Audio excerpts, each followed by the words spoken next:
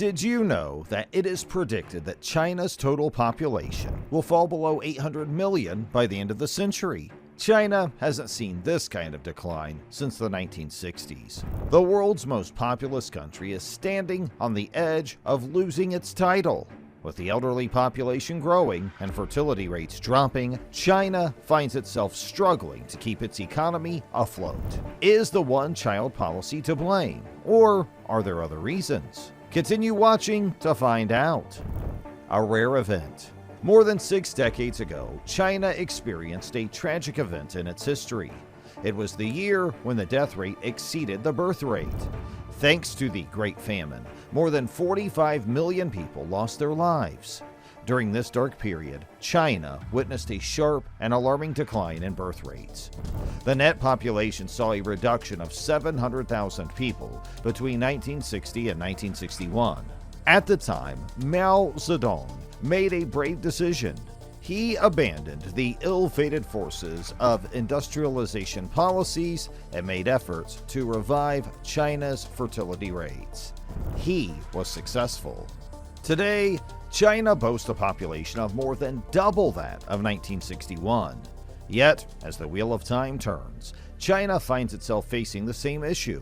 For the first time since 1961, the Chinese population is on a path to decline. However, this time the situation is far more complex. In fact, it might be potentially irreversible. The Chinese government has revealed that in 2021, the country welcomed 9.56 million new lives. But do you know how many it lost? 10.41 million. The math is simple. China is bound to lose its long-standing title as the world's most populous nation. Now, what is the reason for such a decline in China's population? It's a crisis in the making. But this crisis cannot be attributed to a single reason. It's rather the culmination of years of policy decisions, cultural shifts, and economic changes. But if we had to go back in history to pinpoint a reason, it would be China's infamous one-child policy. The start of one-child policy. After the People's Republic of China came into being in 1949, the nation took on a few missions. It had to boost its infrastructure and healthcare services. But there was another goal they were intent on achieving, and they wanted it done pronto: lowering the fertility rates. Fast forward to the 1970s, China decided to put some serious age restrictions on marriage. Women had to be a minimum of 23 years old, and men had to wait until they hit 25. People who lived in the urban areas were encouraged to hold off on marriage for longer. The result was shocking. The fertility rate plummeted from 5.5 births per woman in 1971 to 2.7 births in 1979. But China wasn't about to stop there. In 1979, they went all in and introduced the infamous one-child policy. Couples who dared to have 2 or more kids were fined. The government also resorted to forced sterilizations and abortions. The 1980s were a roller coaster for fertility rates. They went high and low, but generally stayed just above the replacement level of 2.1 births per woman. However, the early 1990s marked a crucial turning point. The fertility rates dropped below replacement level, and they've been on a downward slide ever since. Fast forward to today. China is having a whoops moment. The aggressive policies have come back to haunt them. They've got a skewed sex ratio with more men than women, and their population is aging faster than ever. It's a real demographic challenge. Admission of guilt, regrets, and new challenges. In 2015, something extraordinary happened in China. The government implied that they made a mistake. The ruling Communist Party decided to call it quits on the one-child policy. In replacement, it allowed all married couples to have up to 2 kids. Now this one-child policy had a significant impact. In economics, it is called the Demographic Dividend. What does that mean exactly? A demographic dividend refers to a phenomenon when a country's birth and death rates both cool down. Between 1980 and 2015, China's working-age population went from 594 million to over a billion. And the dependency ratio, which measures the young and elderly population relative to the working age people, dropped from 68% in 1980 to less than 38% in 2015.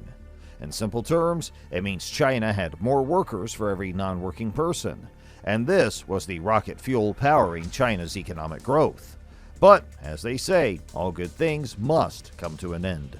Over the past decade, a massive number of Chinese people hit the retirement age, and there weren't enough young ones to step into their shoes. Those catchy government slogans switched from 1 is enough to 2 is the right number. So, what is the problem now? Even after the government called it quits on the one-child policy, the Chinese people didn't jump at the chance to have more kids. By 2021, China's total fertility rate had dropped to 1.15. That's almost a whole child below the replacement rate of 2.1. In the world of demographics, that's a bit of a downer. The idea was good on paper, but in reality, for an average Chinese citizen, 2 wasn't just right. Now, with fewer young workers and more elderly dependents to take care of, China's economic engine is starting to sputter.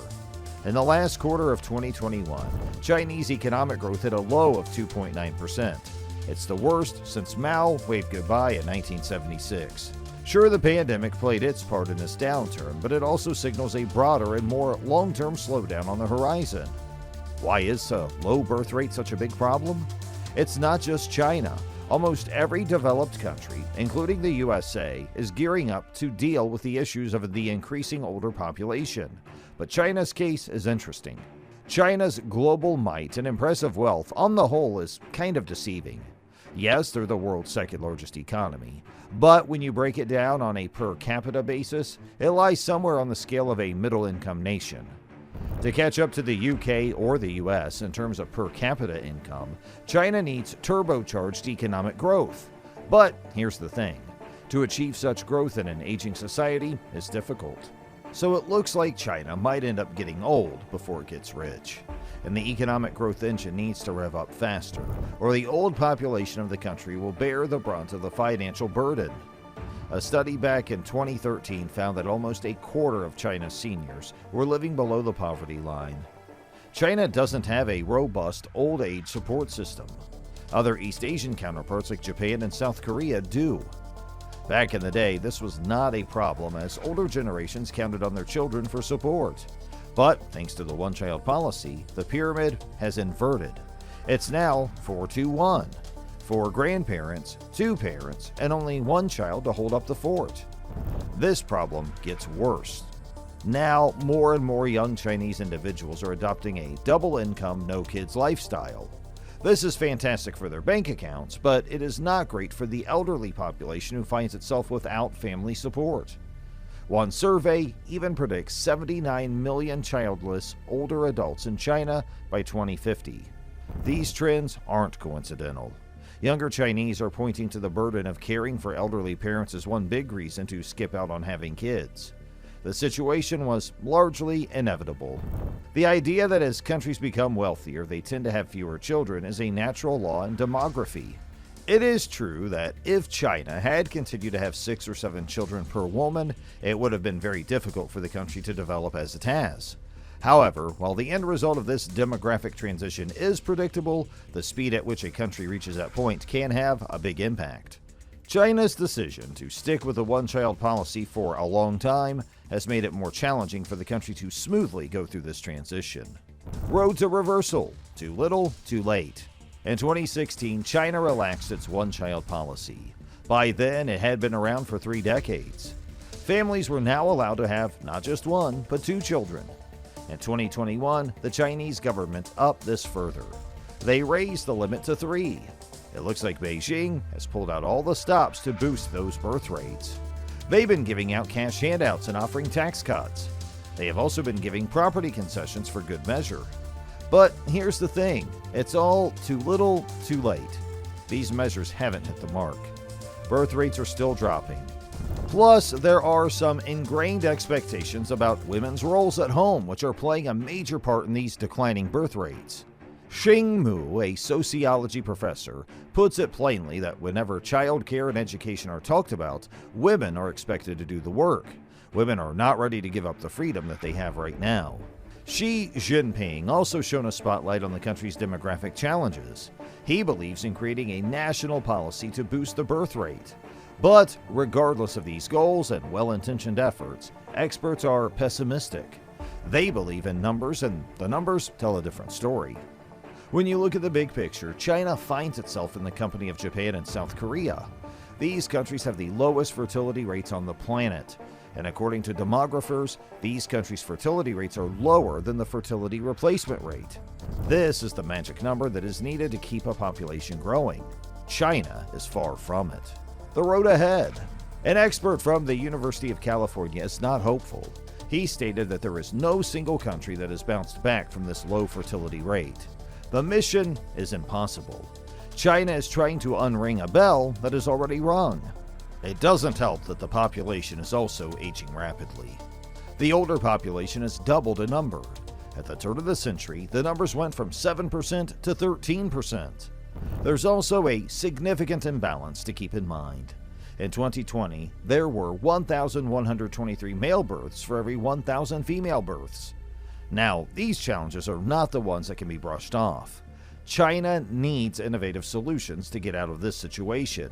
Can China dig itself out of the sinkhole that it has created for itself? Or will the population keep on declining, taking the economic growth down with itself? What do you think? Don't forget to let us know in the comments below and hit that subscribe button so you stay updated. And stay tuned for the next video.